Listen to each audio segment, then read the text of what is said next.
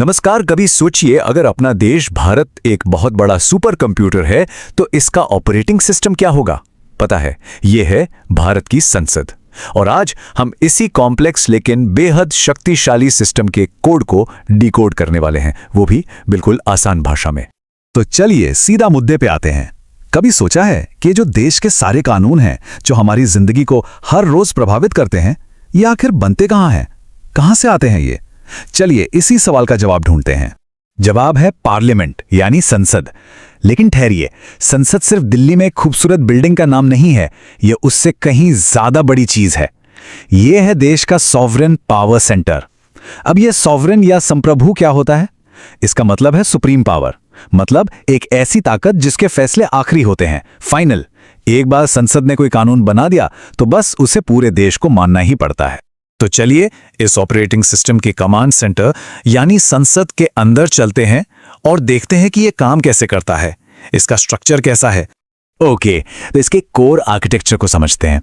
देखिए, संसद के दो हाउसेज या सदन होते हैं, एक लोकसभा और दूसरी राज्यसभा। पर यहां एक ट्विस्ट है, इसके पार्ट्स या अंग 3 हैं। अब आप सोचेंगे हाउसेज 2 पर पार्ट्स 3, ये कैसे? ऐसा इसलिए क्योंकि कोई भी बिल तब तक कानून नहीं बन सकता जब तक उस पर प्रेसिडेंट ऑफ इंडिया यानी राष्ट्रपति के साइन ना हो जाए। तो इसका मतलब क्या हुआ? लोकसभा, राज्यसभा और राष्ट्रपति, ये तीनों मिलकर भारत का कानून बनाते हैं। चलिए सबसे पहले बात करते हैं लोकसभा की। यह सिस्टम का वो हिस्सा है जो सीधा जनता से कनेक्ट करता है। इसे द पीपल्स कंसोल भी कह सकते हैं। जनता की आवाज सीधी यहीं पहुंचती है। और हां, यह बहुत पावरफुल है। जरा इस नंबर पर गौर कीजिए, 10 लाख। लोकसभा का एक मेंबर ऑफ पार्लियामेंट यानी एक एमपी करीब करीब 10 लाख लोगों को रिप्रेजेंट करता है। मतलब सोचिए ये कितनी बड़ी जिम्मेदारी है। संसद में उस एक इंसान की आवाज 10 लाख लोगों की आवाज मानी जाती है। कमाल है ना? और पता है इसे हाउस ऑफ द पीपल या जनता का सदन क्यों कहते हैं?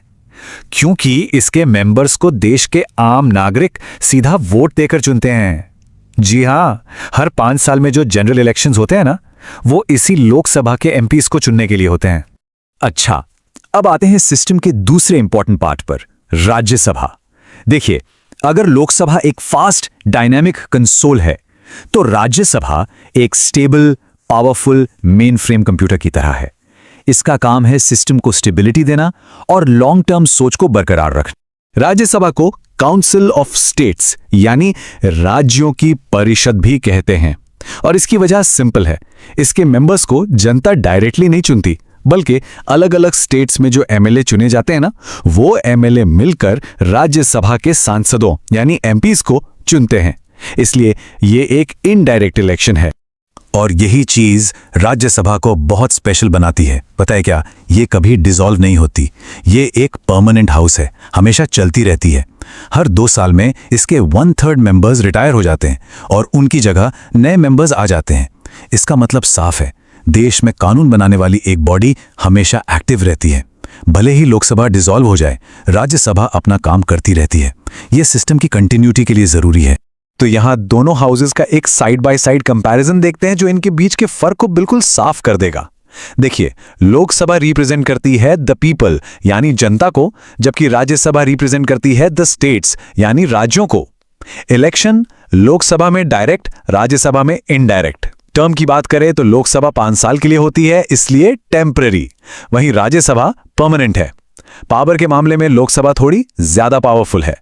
ये पूरा डिजाइन इसलिए बनाया गया है ताकि एक चेक्स एंड बैलेंसेस का सिस्टम बना रहे, कोई भी कानून जल्दबाजी में पास ना हो सके। तो ये तो हो गई सेंटर यानी केंद्र की बात।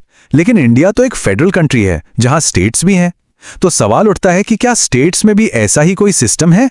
शायद ये जानकर थोड़ी हैरानी हो, पर हां, बिल्कुल लगभग ऐसी ही एक मिरर्ड सिस्टम स्टेट्स में भी काम करता है।